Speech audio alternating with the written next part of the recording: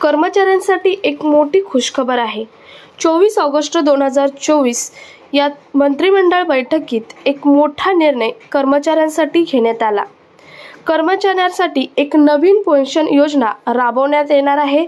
या पेन्शन योजनेमध्ये तुम्हाला तुमच्या निवृत्तीच्या वेळी जेवढे पगार असेल तेवढ्या पगाराच्या 50% पेन्शन ही लाईफ टाइम दिली जाणार आहे। तर ही योजना कोणती असणार आहे किंवा या योजनेचे स्वरूप काय असणार आहे, कोणते कर्मचारी या योजनेसाठी पात्र असणार आहेत, हेच आपण आजच्या व्हिडिओमधून पाहणार आहोत। सो व्हिडिओ स्किप न करता नक्की शेवटपर्यंत पहा आणि चॅनलवर अजूनही नवीन असाल तर चॅनल सबस्क्राइब करा, शेजारील बेल आयकॉन प्रेस करून ऑल नोटिफिकेशन सिलेक्ट करा, म्हणजे असेच गव्हर्नमेंटचे नवनवीन अपडेट तुमच्यापर्यंत रेग्युलर पोहोचत राहतील। तर पाहूयात ही योजना कोणती आहे। केंद्र सरकारने 24 ऑगस्ट 2024च्या मंत्रिमंडळ बैठकीत एक नवी पेन्शन योजना जाहीर केली। त्याचे नाव आहे युनिफाईड पेन्शन स्कीम म्हणजेच UPS। मंत्रिमंडळाच्या बैठकीत हा निर्णय घेण्यात आला। हा निर्णय कर्मचाऱ्यांसाठी मोठा निर्णय असेल।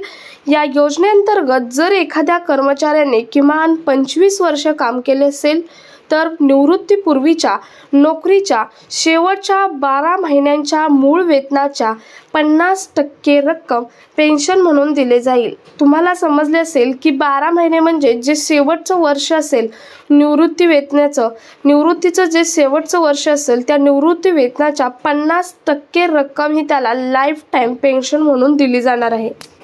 तर हा सर्वात मोठा निर्णय केंद्रीय कर्मचाऱ्यांसाठी घेण्यात आला आहे। तो पहिला निर्णय आहे। यानंतरचा पुढचा निर्णय आहे तो म्हणजे एखाद्या निवृत्ती वेतनधारकाचा मृत्यू झाल्यास त्याच्या कुटुंबाला कर्मचाऱ्याच्या मृत्यूपर्यंत मिळालेल्या पेन्शनपैकी 60% रक्कम मिळेल। यासोबतच जर एखाद्या कर्मचाऱ्याने 10 वर्षानंतर नोकरी सोडली तर त्याला 10,000 रुपये पेन्शन मिळेल। तसेच UPSचे म्हणजेच आपण जी योजना आता सांगितली UPSचे उद्दिष्ट सरकारी कर्मचाऱ्यांना खात्रीशीर पेन्शन, कौटुंबिक निवृत्ती वेतन आणि खात्रीशीर किमान पेन्शन देणे हाच आहे। या सर्वात मोठ्या उद्दिष्टाने केंद्र सरकारने ही योजना आजच्या 24 ऑगस्ट 2024च्या बैठकीमध्ये जाहीर केली आहे। या योजनेचा फायदा मुख्यतः 23 लाख कर्मचाऱ्यांना होणार आहे। केंद्रीय मंत्री अश्विन वैष्णव यांनी आज बोलताना सांगितले की केंद्रीय मंत्रिमंडळाने सरकारी कर्मचाऱ्यांसाठी युनिफाईड पेन्शन स्कीम म्हणजेच UPS मंजूर केली आहे। ही एक नवीन स्कीम आहे आणि सरकारी कर्मचाऱ्यांसाठी खूप चांगली स्कीम आहे। या योजनेमुळे केंद्र सरकारच्या सुमारे 23 लाख कर्मचाऱ्यांना युनिफाईड पेन्शन योजनेचा फायदा होणार आहे। कर्मचाऱ्यांना NPS आणि UPS यांपैकी एक निवडण्याचा पर्याय असेल।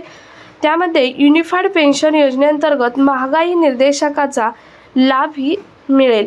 त्यानंतर वैष्णव यांनी सांगितले की नवीन पेन्शन योजना युनिफाईड पेन्शन योजना ही 1 एप्रिल 2025 पासून लागू करण्यात येणार आहे।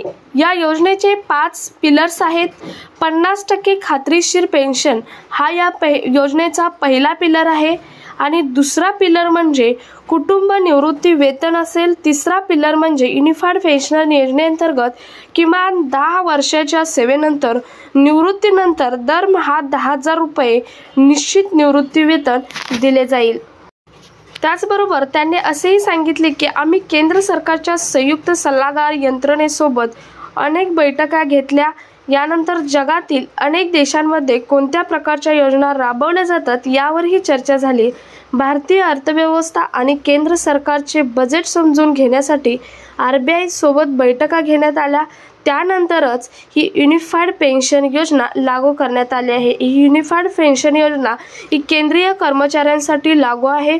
या योजनेमध्ये निवृत्ती वेतनाच्या म्हणजेच केंद्रीय कर्मचाऱ्याचे जेव्हा निवृत्ती होणार असते तेव्हा त्याच्या 12 महिन्यामध्ये म्हणजेच शेवटच्या वर्षी जेवढे त्याला पगार असेल त्याच्या 50% पेन्शन ही त्याला लाईफ टाइम मिळत राहणार आहे। सो हा कामाचा व्हिडिओ जास्तीत जास्त केंद्रीय कर्मचाऱ्यांपर्यंत शेअर करायला मात्र विसरू नका। भेटूयात पुढच्या एका नवीन अपडेट सोबत। तोपर्यंत जय हिंद, जय महाराष्ट्र।